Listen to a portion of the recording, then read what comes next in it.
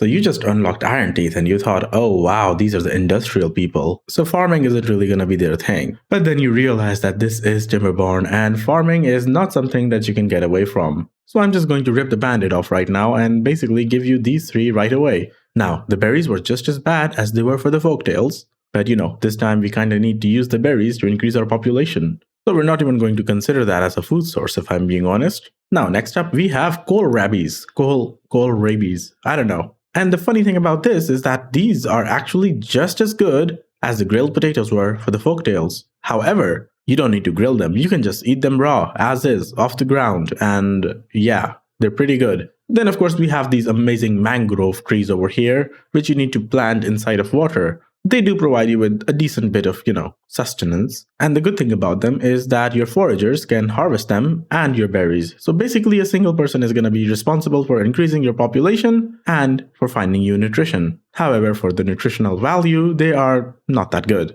You're going to need 6.68, so basically 7 trees to feed a single beaver. And this is where the fun stuff starts. But this is also where life gets incredibly complicated because this makes absolutely no sense. Why are algae rations 0.08 tiles per beaver? Yeah, me being me, what did I do? I added more columns. But then of course I just gave up entirely after calculating the numbers for soybeans because the math was just insane and it didn't make sense anyway. So what did we do? Well, we did more math and I honestly have no idea why fermented mushrooms are so powerful. Let's take a look at this now. We have the fermenters and we have the corn rations over here. Now it might seem like I'm just randomly selecting crops from a list, but it's gonna make sense soon. There is a system to this madness, even if it doesn't seem like it. Corn rations are weird. The corns take 10 days to harvest, but they yield 2 each. However, this is where one of the most overpowered buildings in the game exists, okay? The food factory, because the food factory turns each corn into 5 rations. So essentially multiplying the yield by 5.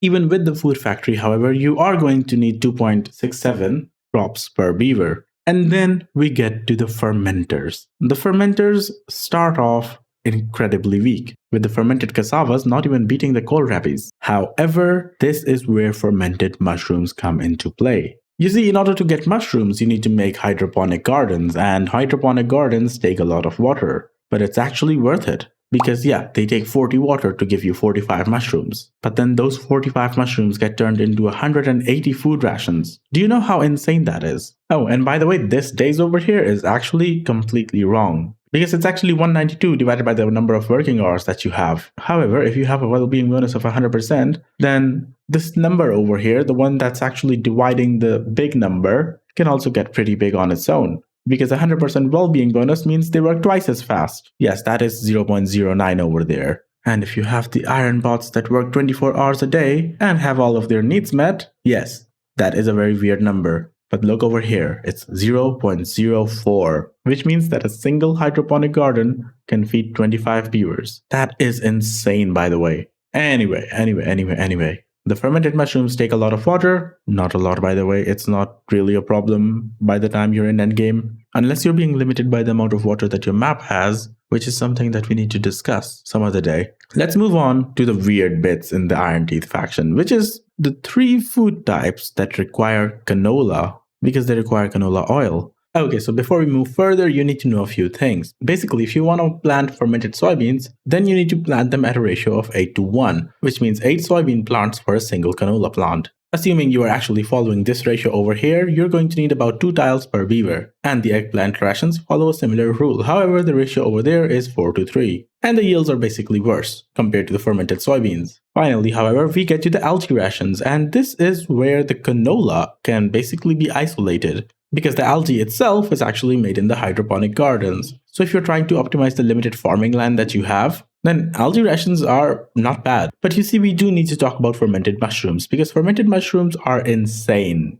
especially with this number over here. But yeah, before we do that, the Ironteeth also have a food, which is basically coffee, which doesn't actually, fix the hunger problem. However, the well-being bonus is pretty insane. By the way, coffee doesn't really give you any other bonus apart from the well-being, and whenever the beavers are running low, they will go and grab it. Okay, we can go back to the fermented mushrooms now. Because you see, a single one of these deep water pumps can actually support over a dozen hydroponic gardens. So basically what I'm trying to say is that if you don't have any shortage of water on your map, which basically means that you're not playing a map with limited water sources, like diorama, then fermented mushrooms are pretty much hands down the best crop for you to plant. But hey, in a situation where you're trying to min-max your water sources, then maybe that's not really a good idea. So how much water does this actually take? Because it's 40 water over the course of 192 hours. Well, you see, 192 hours divided by 24 is actually just 8 days. Now let's just divide this by 3 as well, because, we're assuming that we've got a lot of bonuses. And honestly, let's just round this down to 2.5 days.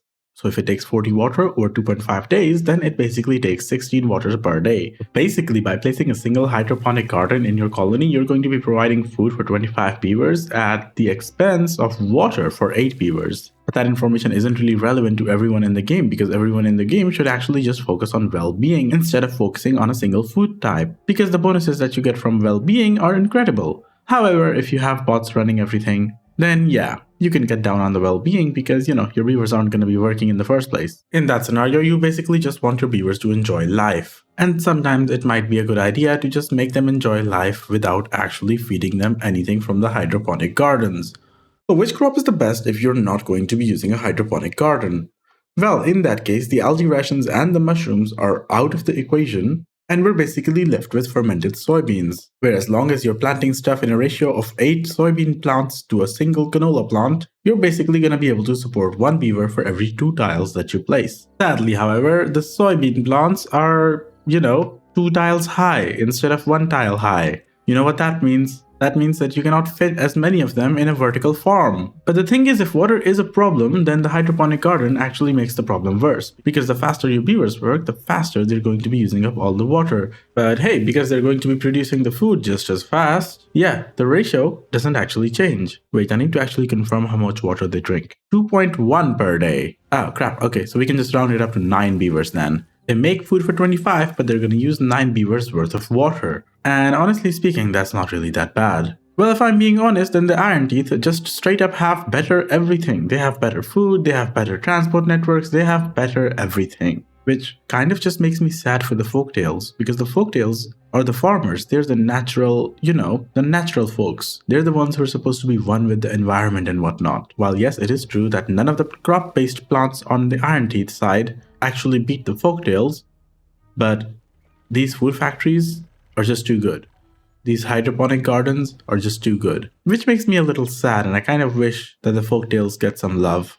Maybe. Hopefully. Okay, and this is the part where I'm going to be asking you to correct me because I'm pretty sure I messed up somewhere. I don't know. I spent so long scribbling, doodling on so many pages that I'm honestly not even sure anymore about 1 + 1 = 11. There's going to be a link on the screen right now for the Folktales version of this video, which was far simpler and easier to make, okay? Thank you for watching, and I will see you next time on Timberborn.